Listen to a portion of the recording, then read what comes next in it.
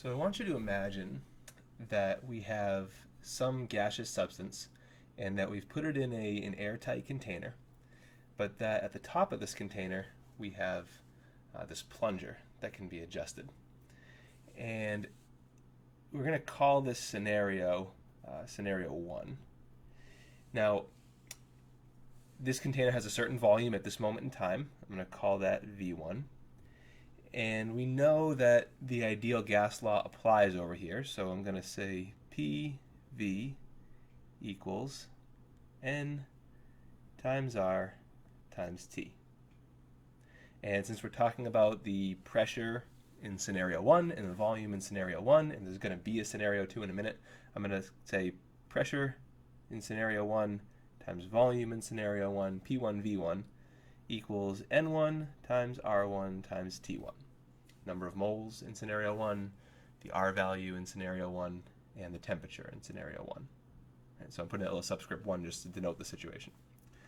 So once I know that, we can manipulate this just a little bit. I'm going to say P1 V1 over N1 T1 equals R1. And we know the value of R here, so if we're using liters for volume and atmospheres for pressure, and we're using moles for particles and Kelvin for temperature, then we know that R1 equals 0.0821. We'd use a different constant if we had different units, but that's our number for now. Let's take a look at scenario 2. So over here we have a second situation. We'll call it scenario 2. And what we've done is we've slid this plunger down to reduce the volume that the gas can occupy. We're going to call this scenario number 2. We know that the volume in this case is V2. And we know that the ideal gas law applies to scenario 2, just like it applied to scenario 1. So P2 times V2 divided by N2 times T2 equals R2.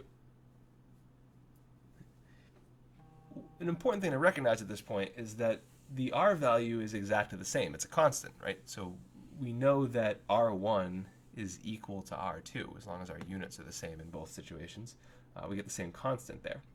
So we could, if we wanted to, we could set P1 V1 over N1 T1, set it equal to P2 V2 over N2 T2, right? Because they're both equal to R, so they must be equal to each other.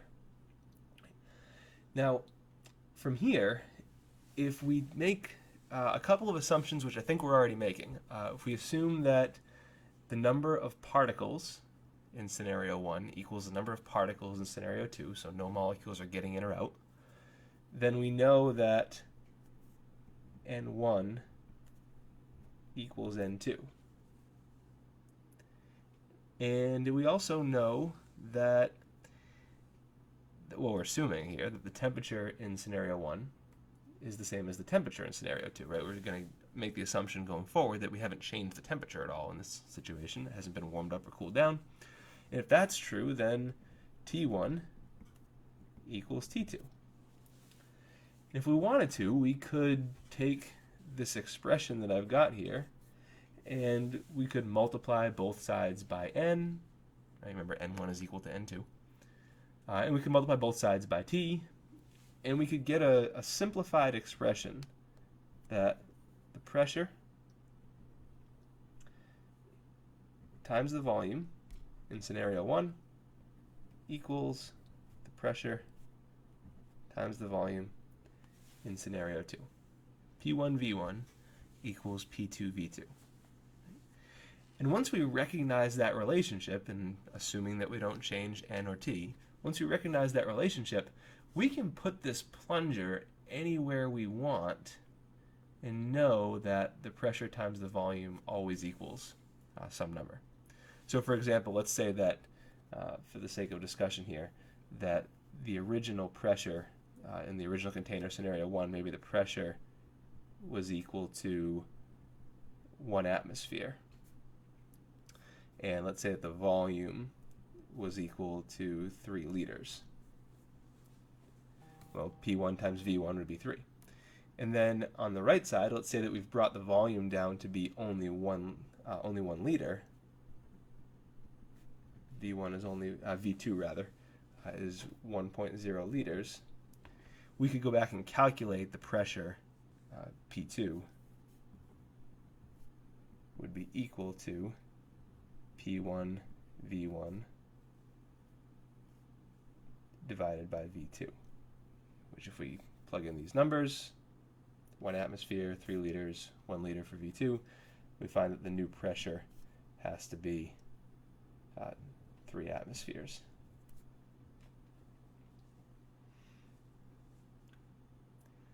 All right, this relationship was actually recognized even before we knew the ideal gas law. This was actually one of the clues that helped to lead to the ideal gas law. But we refer to this as Boyle's law. And what I want you to do now is take Boyle's law and try some practice problems.